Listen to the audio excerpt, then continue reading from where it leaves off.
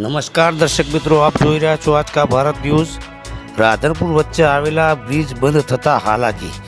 વડોદરાના ગંભીર બ્રિજ દુર્ઘટના બાદ તંત્ર હરકતમાં આવ્યું અને ગુજરાતના તમામ જર્જરિત બ્રિજો માટે એક જાહેરનામું બહાર પાડવામાં આવ્યું કે જે પણ લોડિંગ વાહન છે તેમને 2 મહિના સુધી સદંતર તે બ્રિજ પર અવરજવર જવાનું બંધ કરવામાં આવ્યા અને પોલીસ બંદોબસ્ત અને બેરિકેડ મૂકવામાં આવ્યા છે અને હારીજ રાધનપુર વચ્ચેના આવેલા ગોચનાથ નજીક આવેલા બનાસ નદી પર આવેલા બ્રિજ અને શંખેશ્વરથી નીકળતી રૂપેણી નદી પર આવેલો બ્રિજ પણ બંધ કરવામાં આવ્યો છે। આમ બંને બ્રિજ બંધ થતાં આ માર્ગ પરથી પસાર થતા ભારે લોડિંગ વાહનો અને પેસેન્જર બસ પણ બંધ થતાં હારીજ સમી શંખેશ્વર અને રાધનપુરના અપડાઉન કરતા અનેક મુસાફરોને પારાવાર હાલાકી ભોગવવાનો વારો આવ્યો છે। વડોદરાના ગંભીર બ્રિજ દુર્ઘટના બાદ સમગ્ર ગુજરાતમાં જેટલા પણ જર્જરિત બ્રિજ હોય તેના પરથી ભારે લોડિંગવાળા વાહનો પસાર કરવાની મનાઈવાળું તંત્ર દ્વારા જાહેરનામું કરવામાં આવ્યું છે।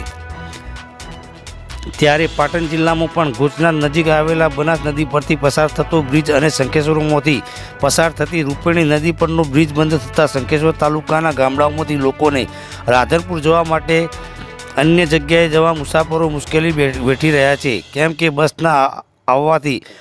ન આવવાથી લોકો ત્રાહિમામ પોકારી ઉઠ્યા છે। જ્યારે સૌથી મહત્ત્વની બાબત એ છે કે જે હારીજ રાધનપુર વચ્ચે આવેલા ગોચનાથ નજીક આવેલા બ્રિજ બંધ થતાં લોડિંગ વાહનો માટે બોરતવાડા વેજરવાડા થરા ટોટાણા થઈ ડાયવર્ઝન આપવામાં આવ્યો છે પણ હારીજ રાધનપુર વચ્ચે આવેલા ગામડાઓના લોકોને બસ ના આવતા મુસાફરોને ના છૂટકે પ્રાઇવેટ વાહનોમાં જવા મજબૂર બન્યા છે। તેનો લાભ ઉઠાવી પ્રાઇવેટ વાહન ચાલકો ભાડામાં વધારો કરી મુસાફરોને બંને બાજુ મુશ્કેલીઓ વેઠવાનો વારો આવ્યો છે। ટ્રક ચાલકોને પૂછતા તેમણે જણાવ્યું હતું કે હારીજ રાધનપુર હાઈવે મુખ્ય હાઈવે અને એમાં પણ કચ્છને જોડાતો હાઈવે હોવાથી જે ગોચનાથ નજીક બનાસ નદીનો બ્રિજ બંધ કરવામાં આવ્યો તેનાથી રાધનપુર, અંજાર, ભચાઉ, ગાંધીધામ અને મુદ્રા પોર્ટ પર સામાન લઈને જતા ટ્રક ચાલકોની હાલત કફોડી બની છે, કારણ કે જે ડાયવર્ઝન તો આપવામાં આવ્યો છે તે 50 કિલોમીટર ફરીને રાધનપુર આવવું પડે છે અને થારાનો ટોલ વધારાનો આપવાનો પડે છે। ત્યારે ટ્રક ચાલકોની માંગ છે કે બ્રિજનું સમારકામ જલ્દી કરવામાં આવે અને રસ્તો ચાલુ થાય તો જ અમને પરવડે, આમ તો ટાઈમ અને પૈસા અમને બંનેનું નુકસાન થાય છે। રિપોર્ટર ઇકબાલ શાહ, આજ કા ભારત ન્યૂઝ, પાટણ।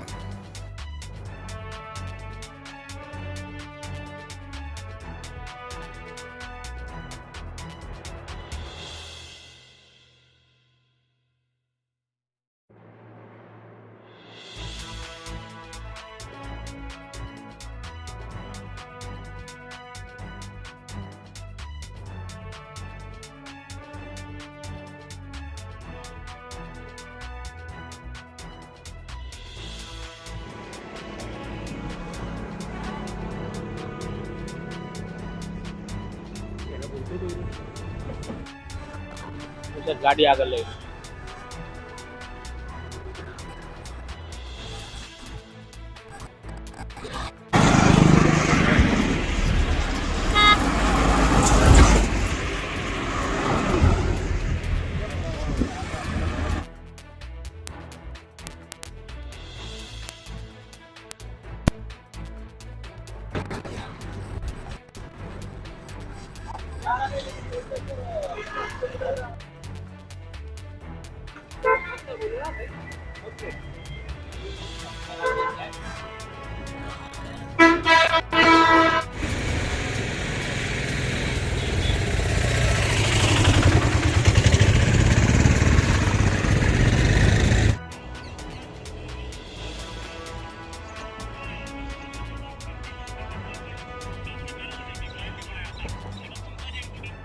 તમારું શું નામ છે?